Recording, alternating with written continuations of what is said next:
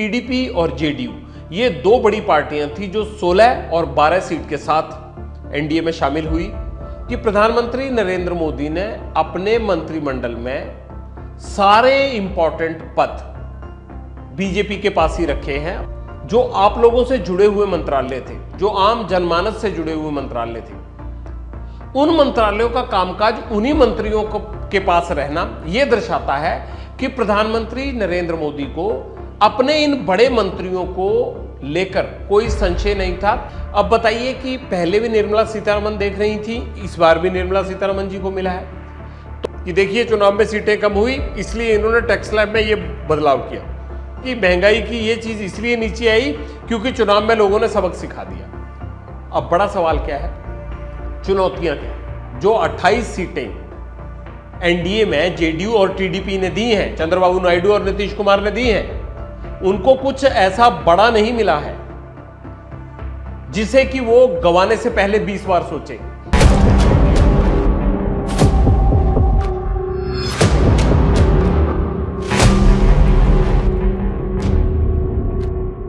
नमस्कार, मैं हूं जगविंदर पटियाल और इस हफ्ते बड़ी खबर पर आपसे चर्चा करने का वक्त हो गया है। यूं तो पब्लिक इंटरेस्ट में हम रोज रात एबीपी न्यूज पर 9 बजे कोई ना कोई बड़ा मुद्दा पब्लिक इंटरेस्ट में उठाते रहते हैं और उसकी पीछे की सारी तस्वीर आपको खबर के अलावा वो भी समझाते हैं। कोशिश यही रहती है कि जनहित में कोई भी मुद्दा बच ना पाए जिसका पटियाल परीक्षण ना करे। और इस बार सबसे अहम मुद्दा हमारे देश में एक ही है, प्रधानमंत्री नरेंद्र मोदी तीसरी बार देश के प्रधानमंत्री बने हैं और उनका मंत्रिमंडल भी आ गया है। इस हफ्ते सबसे बड़ी चर्चा यही थी कि कौन कौन सी पार्टी एनडीए में आएगी, कौन कौन सी पार्टी के सहयोग से नरेंद्र मोदी प्रधानमंत्री बनकर नई सरकार का गठन करेंगे, और जब शपथ ग्रहण समारोह होगा तो मंच पर कौन कौन बैठा होगा। हर एक को दिलचस्पी होती है कि कौन कौन मंत्री बनेगा। पहली चर्चा ये थी कि टीडीपी और जेडीयू ये दो बड़ी पार्टियां थी जो 16 और 12 सीट के साथ एनडीए में शामिल हुई और उन्होंने 240 सीटें जीतकर सबसे बड़े दल के रूप में आई बीजेपी को सपोर्ट किया। हालांकि कई छोटे छोटे दल भी हैं जिनका सहयोग मिला, लेकिन ये वो 28 सीटें थी जो जेडीयू और टीडीपी की मार्फत बीजेपी को मिली और 272 के आंकड़े तक पहुंचने में इस 28 सीटों का रोल बहुत अहम हो जाता है। अब टीडीपी और जेडीयू पे मैं बाद में आऊंगा, लेकिन पहले आ जाते हैं कि सबसे बड़ी चर्चा का विषय यह था कि आखिरकार जितने भी बड़े पोर्टफोलियो हैं वो किसको मिलेंगे। और उसमें यह माना जा रहा था कि जो सहयोगी दल सरकार बनवाने में बीजेपी की मदद कर रहे हैं, यानी जो एनडीए का हिस्सा है, उनको एक बिग पाई मिलेगी, यानी उनको बड़ा हिस्सा मिलेगा। ये कयास इसलिए भी लगाए जा रहे थे कि उनके सहयोग के बिना अगर सरकार नहीं बन पाती तो जेडीयू और टीडीपी कुछ बड़ा मांगेंगे ना, उनके पास अच्छा चांस है। नीतीश कुमार और चंद्रबाबू नायडू क्यों वो मौका चूकेंगे। इस तरह की सभी संभावनाओं पर हम भी गौर कर रहे थे, विचार कर रहे थे और आप सबके मन में भी चल रही थी। लेकिन हुआ क्या? हुआ ये कि प्रधानमंत्री नरेंद्र मोदी ने अपने मंत्रिमंडल में सारे इंपॉर्टेंट पद बीजेपी के पास ही रखे हैं और उस पर अभी तक टीडीपी और जेडीयू समेत जो बाकी छोटे सहयोगी दल हैं एनडीए के, उनको लगता नहीं है कि कोई एतराज होगा। आज पटियाल इसी बात पर विस्तार से चर्चा करेगा और कैसे इन पोर्टफोलियोज का पुराने मंत्रियों के पास जाना, यानी पुराने चेहरों के पास पुराने पोर्टफोलियो रहना, कैसे नई सरकार के लिए नया चैलेंज है, नया संदेश है और इसमें आप लोगों की उम्मीदों और आशाओं को लेकर क्या कुछ छिपा है, ये जानना आपका हक है। ये जो पूरा असेसमेंट मैं कर रहा हूं, आप अपने मन में झांक कर देखिएगा, आपके जो तर्क होंगे उनके हिसाब से आप सोचिएगा। हो सकता है कि मेरी बहुत सारी बातों से आप भी पॉलिटिकली कन्विंस हो और हो सकता है कि बहुत सारी बातों से आप कन्विंस ना हो। मेरा मकसद सिर्फ ये बताना है कि पुराने चेहरों को नए मंत्रिमंडल में लाने के बाद आम जनता को क्या उम्मीद करनी चाहिए। और इस पूरे चुनाव का अगर विश्लेषण हम करें तो पुराने चेहरों का फिर एक बार बड़े मंत्री पदों पर लौटना क्या दर्शाता है।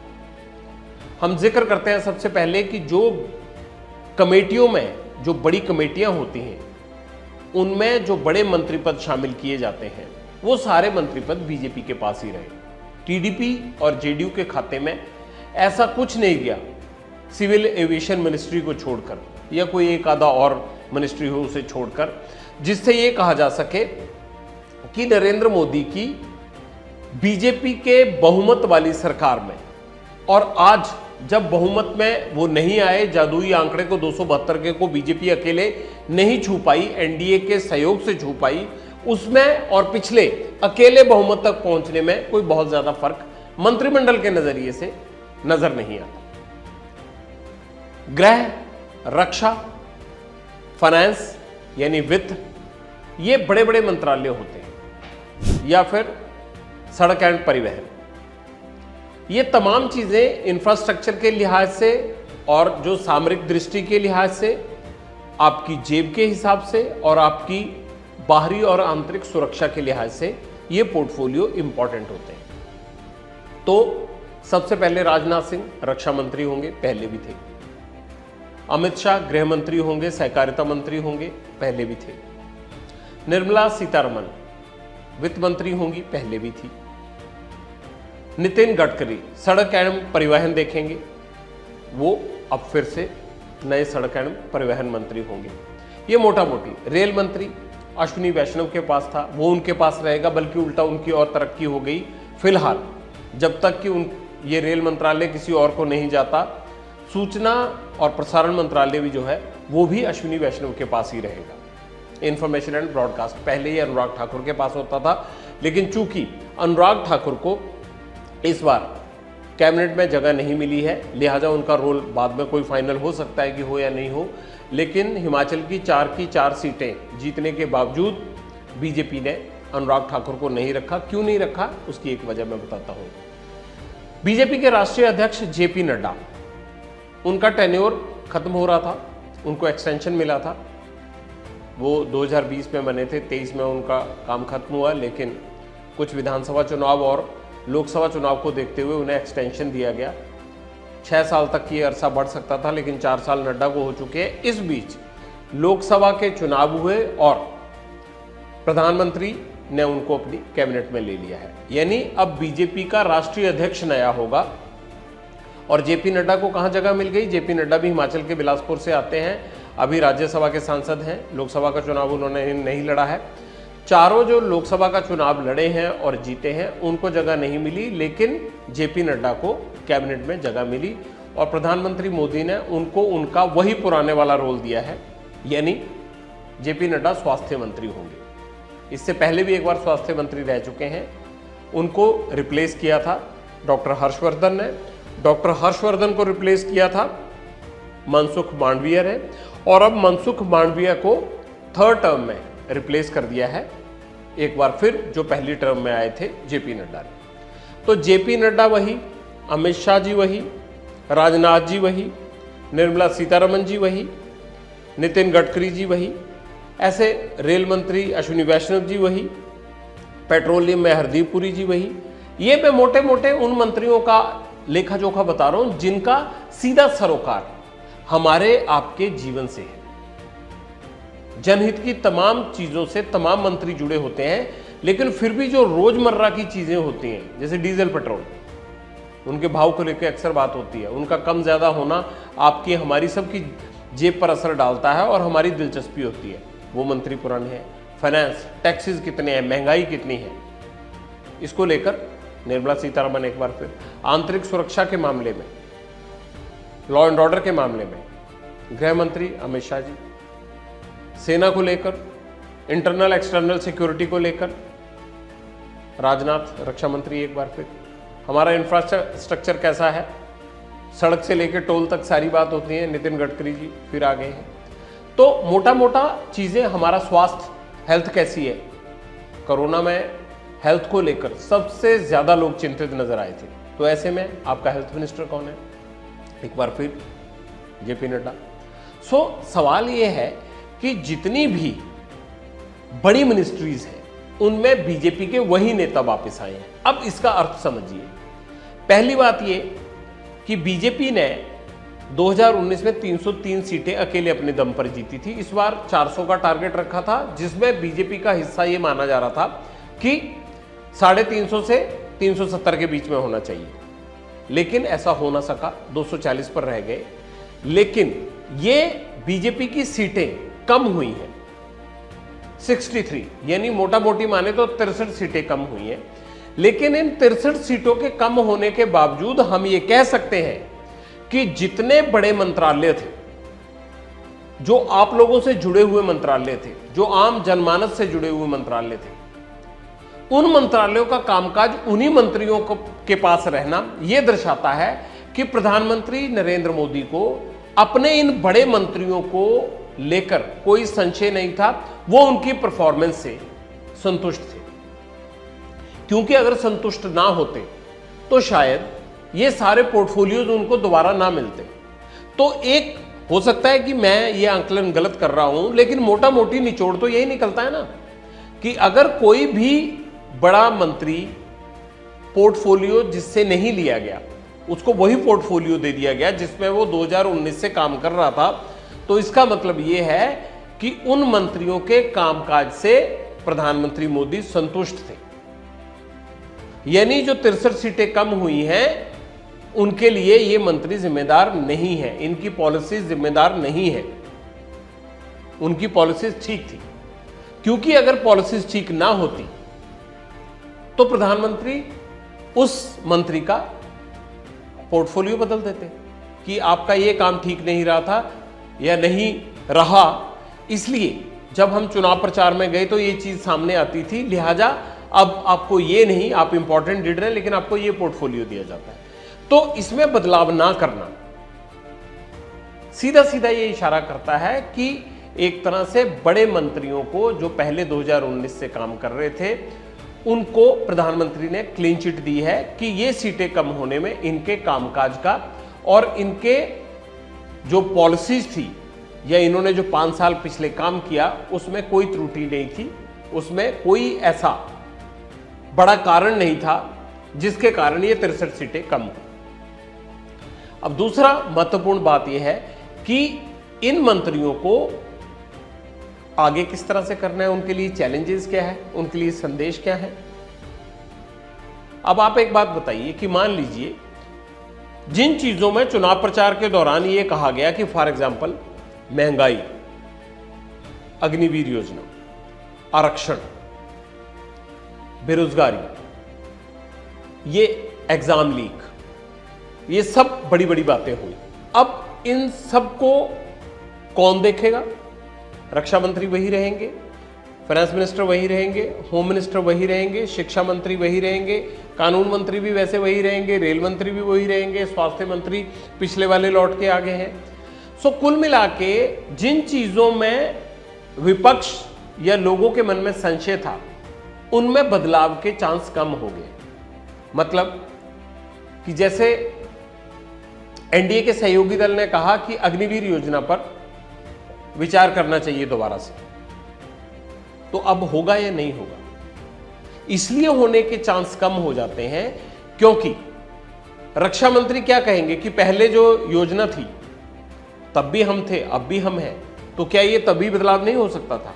अगर अब बदलाव करते हैं या विपक्षी दलों के या एनडीए के सहयोगी दलों के सुझाव आने के बाद बदलाव करते हैं, तो फिर एक सामान्य धारणा ये होगी कि ये पहले ही कर लिया होता तो भैया ना 63 सीटें कम होती, ना लोग इस तरह से इस योजना को लेकर बोलते।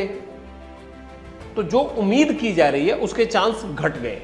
अब दूसरा मुद्दा आ जाइए, महंगाई को लेकर सवाल उठाया जाता है, चीजें बहुत महंगी हो गई हैं और बहुत सारे, एक दिन मैं डेटा देख रहा था तो ये भी पता लगा कि कई ऐसे राज्य हैं जहां महंगाई दर बढ़ने के कारण लोग बात करते थे, वहां पर बीजेपी की सीट्स पर फर्क पड़ा।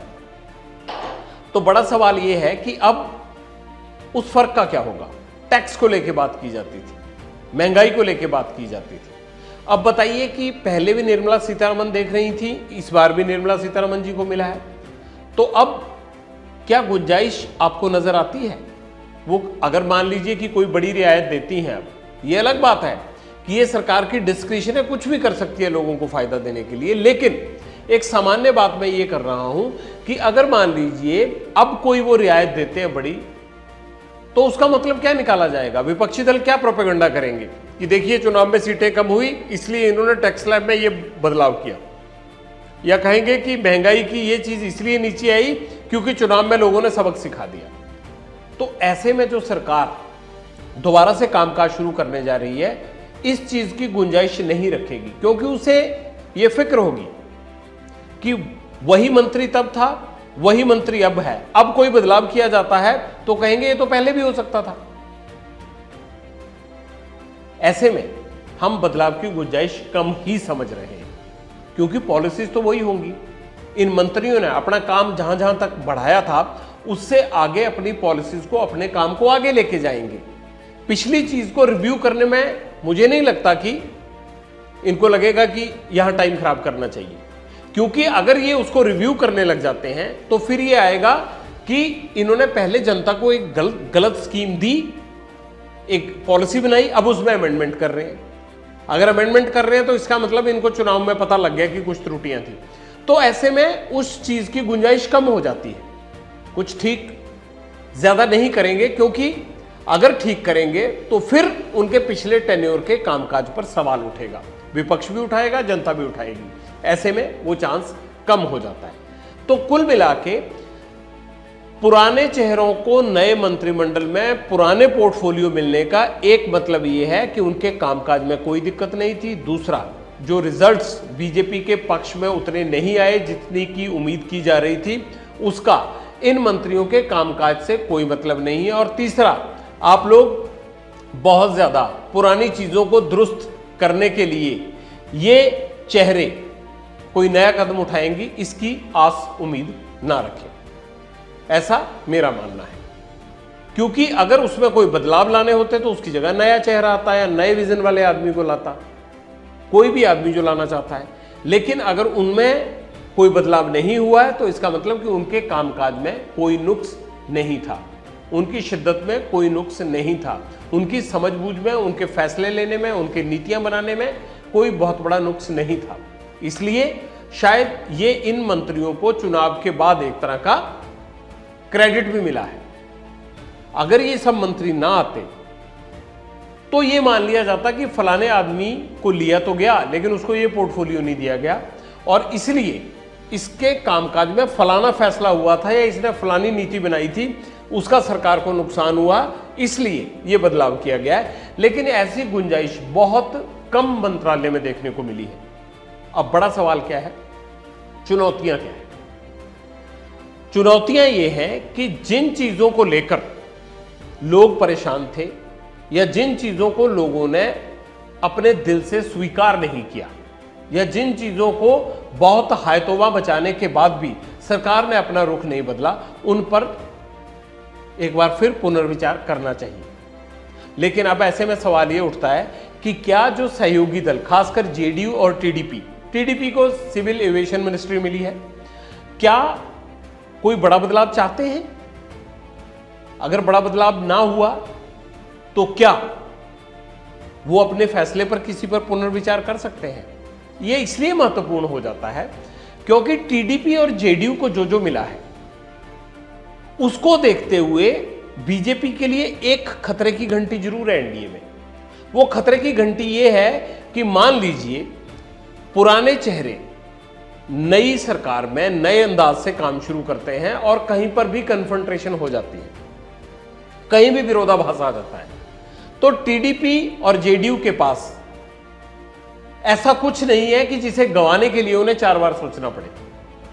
अगर 4 इंपॉर्टेंट पोर्टफोलियो उनके पास चले जाते जो अभी तक तो नहीं गए हैं, आगे चले जाएं तो इस पर हम दोबारा चर्चा कर लेंगे, लेकिन आज जो important portfolio civil aviation ministry को छोड़ दें, उसके अलावा जो 28 सीटें एनडीए में जेडीयू और टीडीपी ने दी हैं, चंद्रबाबू नायडू और नीतीश कुमार ने दी हैं, उनको कुछ ऐसा बड़ा नहीं मिला है जिसे कि वो गंवाने से पहले 20 बार सोचे, अपने मन को महसूस कर बैठे रहें। ऐसा कुछ नहीं। जो पोर्टफोलियोज उनको मिले हैं, कल को किसी भी बात को लेकर विरोध होता है तो वो बीजेपी से हाथ खींचने में 1 मिनट नहीं लगाएंगे, क्योंकि उनको लगेगा कि गंवाना क्या है, क्या है, एक मिनिस्ट्री तो चली जाएगी और क्या है, 2 मिनिस्ट्री तो चली जाएंगी।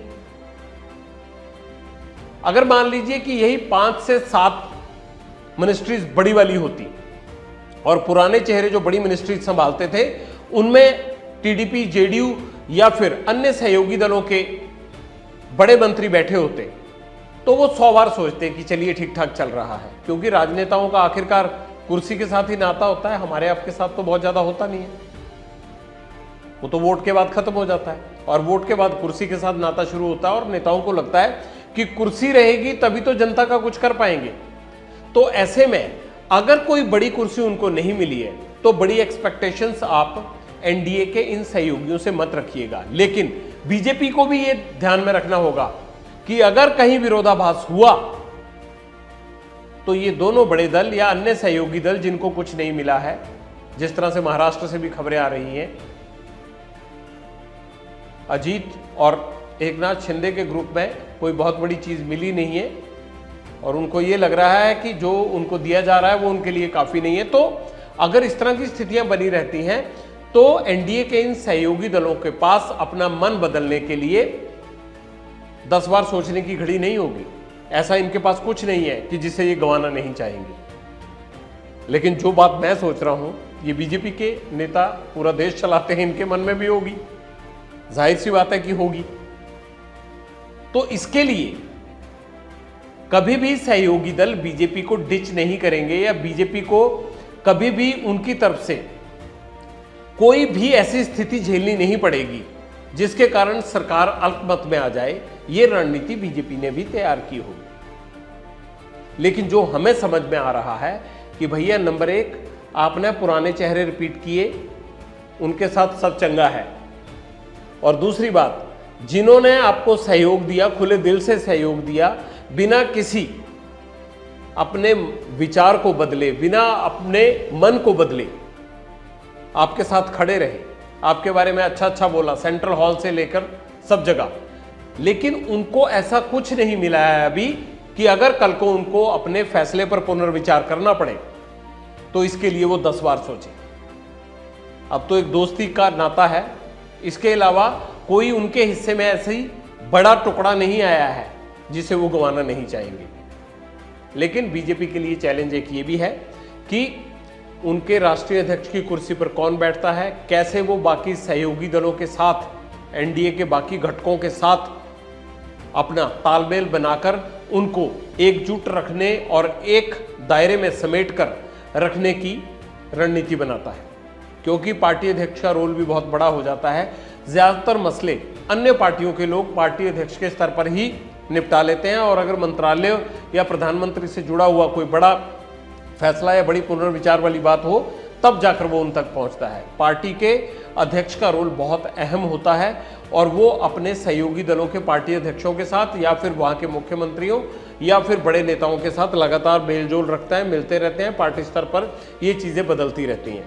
तो लिहाजा बीजेपी का जो राष्ट्रीय अध्यक्ष बनेगा, नाम तो 4-5 चल रहे हैं आगे, लेकिन जिसको भी वहाँ पर बिठाया जाएगा उसकी इन घटकों के साथ कैसी इक्वेशन है, कैसी ट्यूनिंग है, इस बात पर भी बहुत कुछ निर्भर करता है। लेकिन यहाँ लाख टके का सवाल एक ये भी है कि मोदी हमेशा बात करते हैं कि प्रैक्टिकली और मेहनत करने वाले लोगों को वो राजनीति में सम्मान भी देते हैं। यहाँ बहुत सारी चीजें ये भी उठ रही हैं कि क्या जातियों को, इलाकों को या फिर धर्म को देखकर पद बांटे जाते हैं। पंजाब से जैसे रवनीत बिट्टू को लेकर पंजाब में बहुत चर्चा हो रही है, मैं पंजाब से आता हूँ। वो कहते हैं ये तो अच्छा हुआ कि जब तक ये जीतते रहे तब तक इनको किसी ने मंत्री बनाया नहीं या बनने का मौका नहीं मिला, और जब ये हार गए तो इनको मंत्री बना दिया गया। क्या पंजाब में 2027 का विधानसभा का चुनाव देखते हुए बीजेपी ने एक पगड़ीधारी को अपने मंत्रिमंडल में जगह दी है? हरदीप पुरी हालांकि उनके साथ एक लंबे अरसे से चल रहे हैं, अमृतसर से चुनाव लड़े, नहीं जीत पाए, बावजूद उसके उन्हें कैबिनेट में जगह मिलती रही है। लेकिन रवनीत बिट्टू को माइनॉरिटीज का जिम्मा देना क्या 2027 के लिए और जो बीजेपी का पंजाब के शहरों में बढ़ता हुआ वोट बैंक है उसे और ज्यादा बढ़ाने की रणनीति के तहत किया गया है? अब सवाल यह है कि बिट्टू इस अपॉर्चुनिटी को कैसे बीजेपी के वोट बैंक में तब्दील करते हैं और क्या वो एक टर्बन्ड आदमी होकर शहर से जो गांव का सड़क जाती है वहां के वोटर को भी बीजेपी के पक्ष में ले आएंगे। ये एक बड़ा चैलेंज है बिट्टू के लिए, क्योंकि ग्रामीण इलाकों में किसान आंदोलन के चलते, किसानों की मांगों के चलते बीजेपी के प्रति पंजाब के गांव में अभी कोई जनाधार दिख नहीं रहा है। उल्टा वहां पर अकाली दल का जनाधार होता था, वो भी घट गया है बीजेपी का सहयोगी होने के कारण और कुछ वहां के रीजनल इश्यूज को होने के कारण उसमें भी बड़े स्तर पर गिरावट हुई है। और आज स्थिति ये हो गई है कि अकाली दल का जितने बड़े स्तर पर ग्रामीण इलाकों में वोटर गिरा है, बीजेपी का शहरों में, खासकर जो बड़े शहर हैं पंजाब के, वहां पर उतनी ही रफ्तार से वोट बैंक बढ़ा है।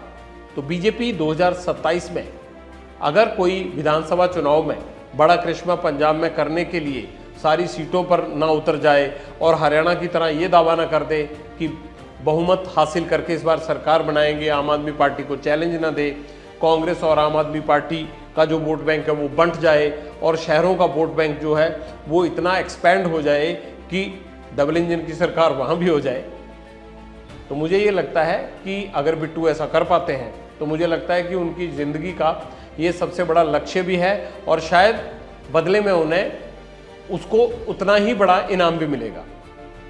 लेकिन ये एक अभी बहुत बड़ा चैलेंज है खासकर पंजाब के लिए।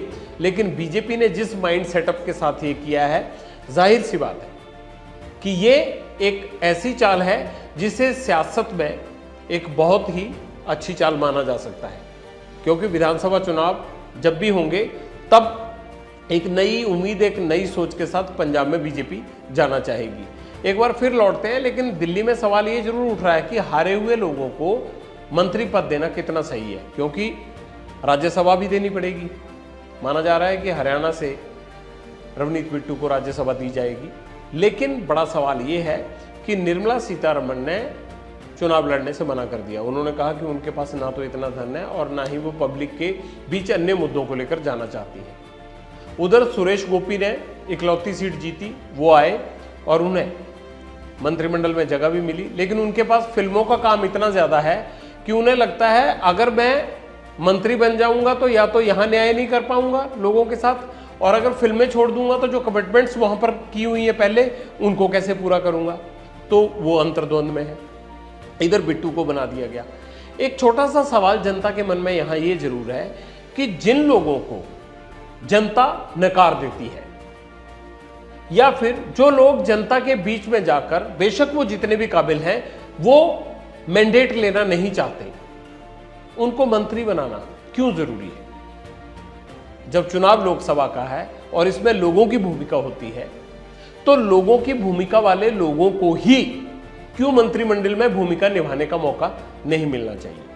इसका मतलब तो ये हुआ कि भले ही जनता ने आपको नकार दिया, जनता ने आपको वोट नहीं दिया, जनता ने आपको जितवाया नहीं, बावजूद उसके हम आपको उसी जनता के बीच में भेजने के लिए मंत्री पद से नवाज रहे हैं। क्या जनता में इसका गलत मैसेज जाता है?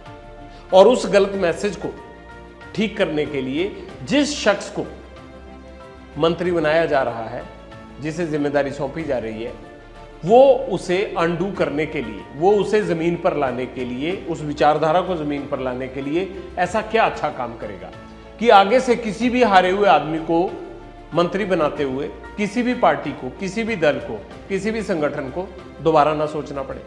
ये एक बड़ा चैलेंज है। ये कुछ सवाल हैं जो मेरे मन में चल रहे थे कि जनता के नकारा हुओं को क्या मंत्री पद देना चाहिए, और अगर मंत्री पद दे दिया तो फिर वो जनता के दिल में कैसे दोबारा उतर सकते हैं? क्या इसे वो चैलेंज मानते हैं अपना? ये एक छोटा सा मेरा विश्लेषण था इस हफ्ते के लिए। हो सकता है बहुत सारी चीज़ों से आप सहमत हों, बहुत सारी चीज़ों से सहमत ना भी हों, लेकिन एक पिक्चर, हम पत्रकार लोग हैं, एक पिक्चर खींचने की कोशिश करते हैं, आपको कुछ समझाने की, बताने की, पर्दे के पीछे की कहानी सुनाने की कोशिश करते हैं। वो कहानी आपको हो सकता है कई बार अच्छी लगे, लेकिन हो सकता है कई बार अच्छी ना भी लगे। बहुत बहुत शुक्रिया आपका। और रोज रात सोमवार से लेकर शुक्रवार तक आप एबीपी न्यूज़ पर पब्लिक इंटरेस्ट में ज़रूर जुड़ें। जनहित में हम वहां हर वो मुद्दा उठाते हैं जो जनता के लिए महत्वपूर्ण होता है। बहुत बहुत शुक्रिया।